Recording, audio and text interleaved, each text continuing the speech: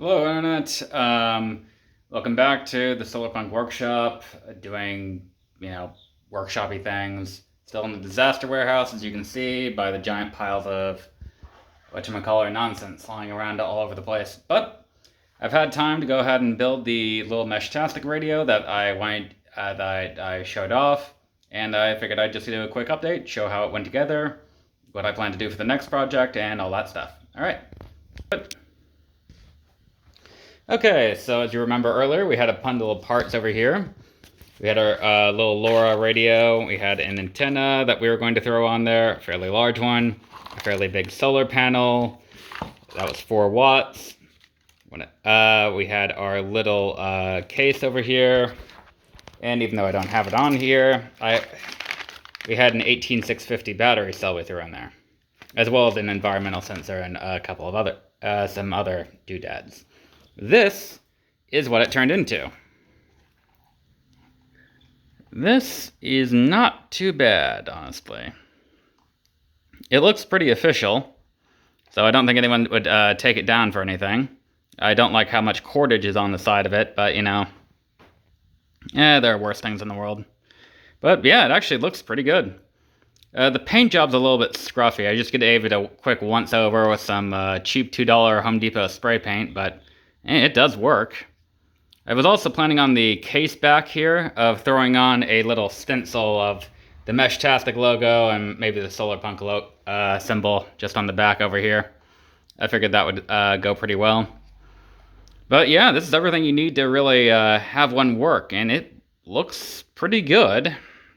This is our little $42 radio here with Wi-Fi enabled, and yeah.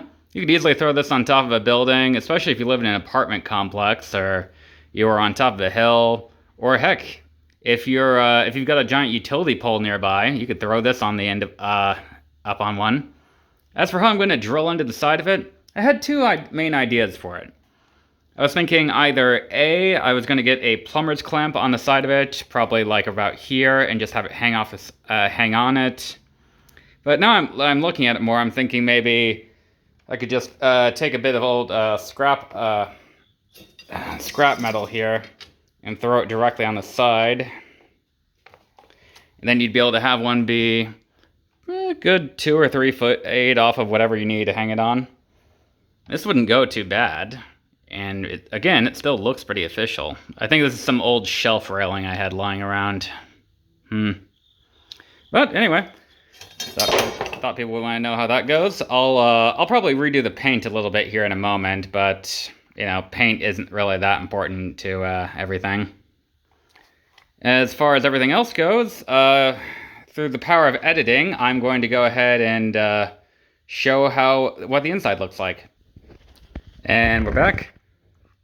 So as you can see on the interior, we've got the radio here. I was testing it just a minute ago, and I assure you it works. Actually, let's see if we can power it on. I already went ahead and flashed it. Yep, there we go. Power telemetry, no measurement. I think I need to mess around with the headings on here. I think the guide I was looking at didn't know what it was talking about very well. But yeah, I've already flashed it, and went together pretty well. Should have plenty of power on it, and it is on low power mode. Just to check all the voltage, how well it was handling voltage, when I flashed it, I left it on without anything plugging it in with the battery on full, and it seemed to last about 20 odd hours. So I think this is more than good enough for what I need it for. Yeah, I don't. Unless you're needing messages in right before the dawn or on a really, really cloudy week, I think this will be okay for a pretty remote node. Although, I will let people know that I did have one of the comments point out that a better version for this, if you're building a remote node that doesn't need Wi-Fi access and you're throwing it somewhere that is just going to be out in the middle of nowhere, this NRF 52840 is a pretty good option in terms of A, it takes practically no power, and B, it's cheap. And I mean cheap. It's like $10 to $12 for the parts. Now, the downside to that is you'll probably need a better antenna, because I looked at the little dinky antenna that kit came with, and it was not very good. For reference, we're using the Heltec V3, and let me see if I have one of their antennas lying around. I have the original case over here. Let's take a look. There, you can see it down there. It's a much better antenna in my opinion, but even then I went ahead and bought one just because I wanted to get a pretty decent one. But yeah, I think if you're building solar nodes, say along like bike trails and hiking trails and stuff like that, you need them to be low power. You need them to be just, in the background, not doing much. The NRF 52840 is probably a better option than the Heltec V3. If you're doing these for home use and you have Wi-Fi hookup to them and you want them to broadcast to the MQTT and you want them to broadcast telemetry data, I think the Heltec V3 is probably a better option still. Another thing someone asked was, how long can you keep a drone in the air because I was talking about like kites and stuff like that, and the possibility of throwing one of these. I mean, let me pick one of these up again. There we go. These boards weigh nothing, even with a battery thrown on them. They weigh practically nothing. You could easily launch one into the air using something that can sustain it being up there for about an hour, I would say. Even 15 minutes would be good enough for a distress signal or if an in-situation problem. So throwing it up in the air using something like a kite is an option. Someone was asking me, hey, if you had power going down, leading up to it, like let's say you had a really, really long, really low power, just 12-volt line leading up there. How high in the air can you get a drone, and how long would it stay in the air until you had mechanical failure or operator error or something like that? And apparently the answer is much longer than I would think. It looks like you can, I was doing research on high altitude drones, even the non-balloon based ones, and they can stay up in the air for a pretty long amount of time, including, I did not know this, NASA apparently has been doing solar powered heavier than air craft for a while, both remote and piloted, and they've been getting them to circumnavigate the Earth. That would be a great project to do. I don't think I could do it in this workshop. But yeah, potentially you can stay those things up there as long as you've got sun power. If you're just bringing power up from a 12-volt line, you're really limited on how light you can make the cabling. You had some really cheap, let's say, audio wire up there, and you're just running that thing as hot as possible, you could probably get it to stay 100 feet in the air for a couple of hours before you had some kind of an issue.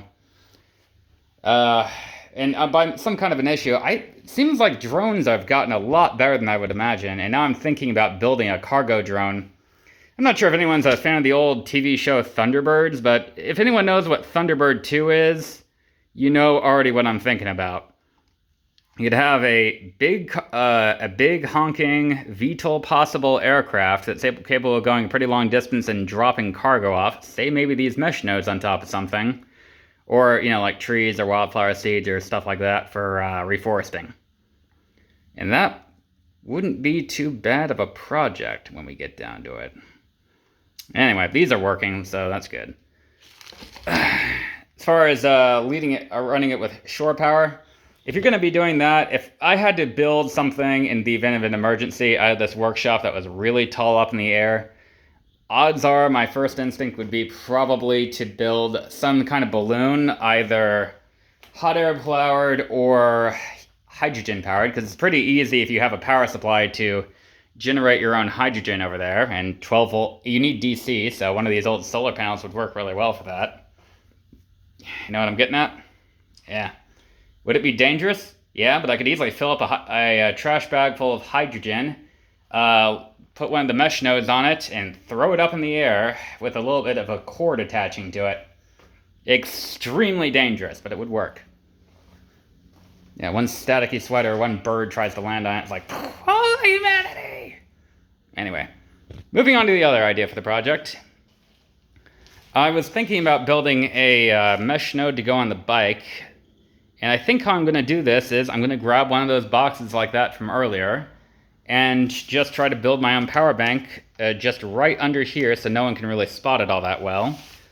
And have that be my phone power supply as well as the hidden mesh node. Because this is black on black, so I could easily build an antenna out front that was black on there, and it would be right under this lip so no one would notice. Anyone who thinks that's a stupid idea, let me know in the comments, but I think a GPS node would be a pretty good idea for that. I can show the GPS node I already have. They're actually about the same size as that node, for reference. And if you want to know how small you can build one of these, well, I've got some good news for you. You can build these small. Here's my car node. I have to leave my phone in my car for work. I can't bring it into the building with me. You know, too many idiots are on their phones ruining things. But this is my, so I have two power outputs here. One of them is a regular, well, both of them are USB-C, but that's not important right now. One of them powers my phone, the other one powers this little doodad. This is something I cooked up just to see how easy it would be. But we've got I believe this is a LilyGo board in here. Let's take a look. Yeah, this is a LoRa GNSS tracker unit. And this and a little 18650 battery fit very well in an Altoids can, including the antenna.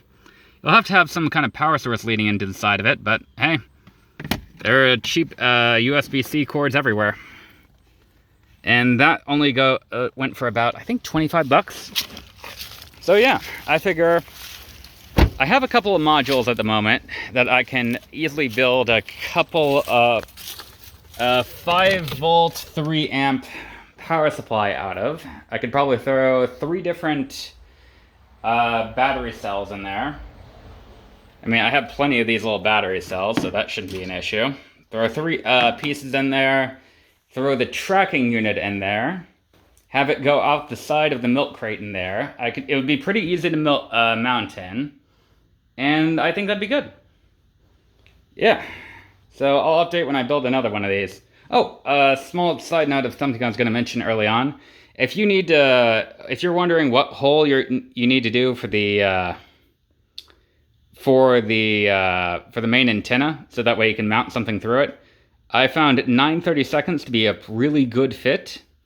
And if you're trying to find something that'll fit a USB-C cable, I found that, which one was this? 7/16 is a pretty good fit for that. So you don't have to go messing around with your drill bits for a while. That's what I'd recommend. All right, I'm going to get to work and start building something else. All right, later everyone.